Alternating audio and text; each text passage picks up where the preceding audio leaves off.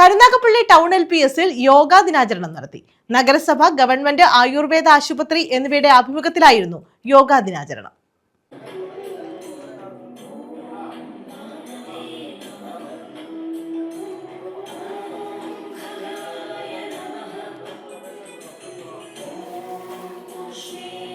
Karunagappally നഗരസഭയുടെയും government Ayurveda ആശുപത്രിയുടെയും ആഭിമുഖ്യത്തിലാണ് Karunagappally town LPSൽ yoga ദിനാചരണം സംഘടിപ്പിച്ചത്.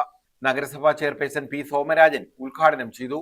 ഗവൺമെന്റ് ആയുർവേദ ഡോക്ടർ ജാക്വലിൻ അധ്യക്ഷത വഹിച്ചു. യോഗ നമ്മുടെ ഋഷീശ്വരന്മാർ 5000 വർഷങ്ങൾക്ക് മുമ്പ് നമ്മുടെ പൈതൃകമുള്ള നമ്മുടെ ഋഷിമാർ കണ്ടെത്തിയതാണ് യോഗ. ലോകത്തിന് സംഭാവന ചെയ്ത് ഇന്ത്യ ലോകത്തിന് സംഭാവന ചെയ്ത 5000 വർഷങ്ങൾക്ക് മുമ്പ് ഇന്ത്യ ലോകത്തിന് സമ്മാനിച്ചതാണ് യോഗ. ആ യോഗയാണ് 2014 കൂടി ലോകമാകമാനം യോഗ ഒരു യോഗാ ദിനമായി ആചരിക്കുവാനും യോഗ പരിശീലിപ്പിക്കുവാനും 2014 വരെ കാത്തിരിക്കേണ്ടതുള്ളതേ ഉള്ളൂ. ഇതിന് ജാതിയില്ല, ഇതിന് മതമില്ല, ഇതിന് രാഷ്ട്രീയമില്ല.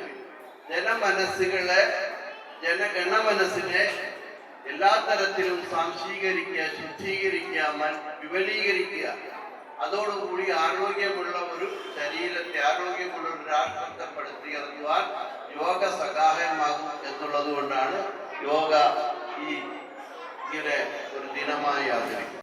ആരോഗ്യ standing committee chairperson Munambath Gafoor health ക്ലബിന്റെ ഉദ്ഘാടനം നിർവഹിച്ചു.